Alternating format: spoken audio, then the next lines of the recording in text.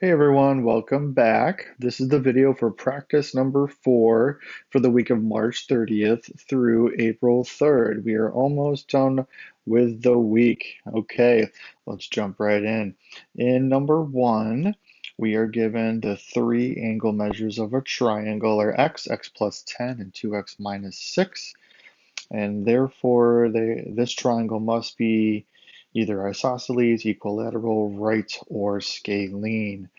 Well, what we need to do is we need to solve for x so that we have some numbers so that we can analyze to see what kind of triangle it is. So all we're going to do is just add up all of our angle measures and then set them equal to 180 and see what we got. So I have x plus 10 plus 2x minus 6 is equal to 180. So how many x's do I have? 1, 3. So that means I have 2, 3, 4x. And then I have 10 minus 6, which is 4. So plus 4 is equal to 180. Subtract 4 from both sides. That gives me 176. And then divide by 4 on both sides. That'll give me x equals 44. Now I'm not done yet because now I need to write out what are my actual angle measurements. Well, one of them is 44 because one of them is just x. So I have a 44. My middle one was x plus 10, so 44 plus 10 is 54. And then I have my last one is 2 times 44, which is 88, and then minus 6 gives me 82. So now my angle measures in this triangle are 44, 54, and 82. None of them match, which means that it is a scalene triangle. All right, easy peasy. Let's go on to number 2. All right, this one's a little tricky, but we're going to figure it out. Here we go. All right, we are given that DE, this line DE, divides AB and AC proportionately. I'm just going to circle proportionally because that's going to come in handy in just a sec. Okay, and then the rest of the things that we are given are already drawn in, except for the fact that the measure of angle DFB, well, that's the measure that we want. We want to know what angle DFB is. So I'm just going to mark that as X so I know what I want to find. The one thing that's not written in there, but that it tells us is that DF bisects angle BDE. So DF, this line bisects angle BDE. So therefore, this angle right here and that angle right there are congruent to each other. All right, so how are we going to figure this out? Well, I want to know this angle right here. So in order to find that, it would be really cool if I knew what angle B was and if what this angle D was right here. Well, I can figure out one of those. I can figure out what angle B is just by doing triangle sum theorem with the big triangle because I know 82 and 26. So if I add 82 plus 26, that gives me 88. Excuse me, 82 plus 26 gives me 108. And then subtract that from 180. That gives me angle B is 72 degrees. So that's that guy.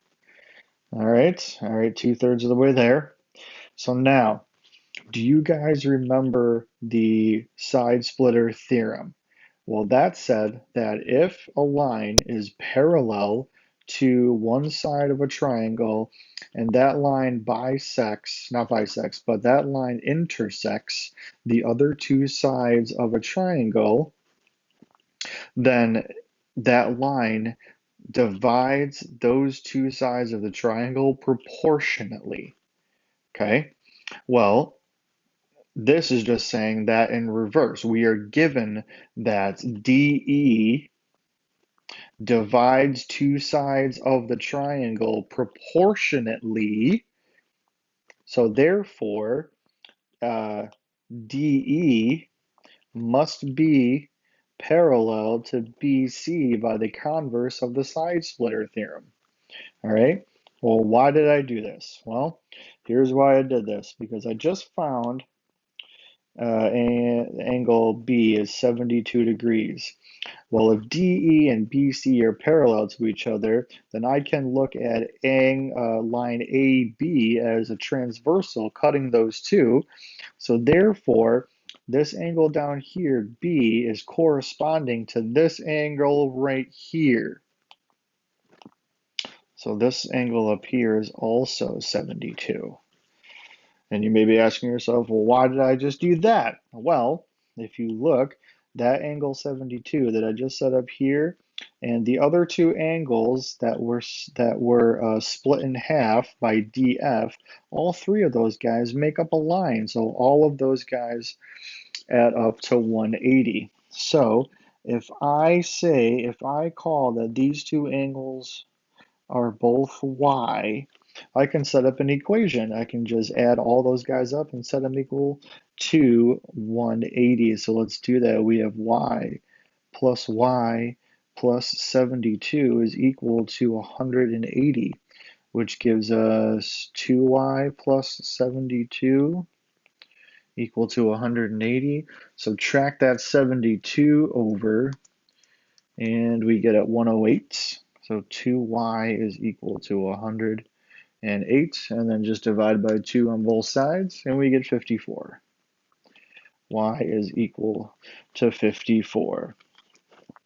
So I can get rid of this y right there, and now I know that this guy is 54 degrees.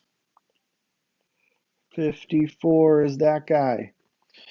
Fantastic. Now I am set up. All I got to do is triangle sum theorem on the smaller triangle BDF down here, and I get the angle that I want. So let's do it. I want 180 minus the sum of 54 plus 72. So that is 180. What is 54 plus 72 is 126. And subtract that from 180. What do I get? 54. Well, bam, 54. So actually, it turns out, since this guy is 54 and this guy we just found was 54, that makes triangle BDF isosceles. Just a cool fun fact. It just happened to turn out that way. All right, on to number 3. All right, in the accompanying diagram, it's a football player. He is running along this line right here into the end zone. He scored at that angle. He crossed the 20-yard line at an angle of 30 degrees. And we want to know what is the measure of angle B if he stayed on a straight line like this. And how do we know that? Using relevant vocabulary. So what term told us that it was the angle measure that we found? Well, I see these two right angles over here. So that tells me that I'm thinking parallel lines when two lines are right angles to each other. So I'm just going to go ahead and mark the two lines that I want. So I want this line right here, the 20-yard line, and I also want the goal line is what I want. So now I have two parallel lines cut by my transversal, which is the line that the football player is running with. So this 30-degree angle right here and this angle B, well, those are what? Those are corresponding angles. So corresponding angles, which tells us, and then corresponding angles we know are congruent to each other. So therefore, angle B is equal to 30 degrees. All right, that's it for practice number 4. I hope this helped. As always, be safe and be well. I will see you next time, folks. Bye.